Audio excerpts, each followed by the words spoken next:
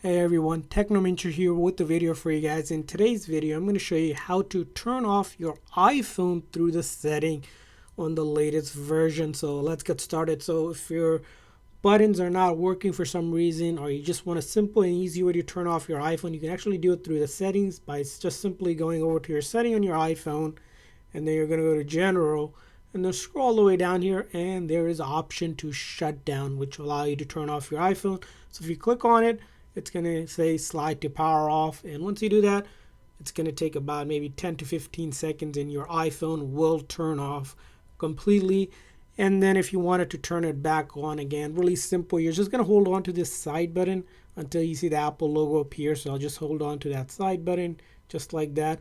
Or if that's not working, you can also plug it into your charger, and that will also kick it off to turn on if it's turned off. So that's how you turn off and on your iPhone through the setting on your iPhone. I hope this video was helpful. So please consider a like and subscribe button for more tips and tricks for your iPhone and other iOS devices.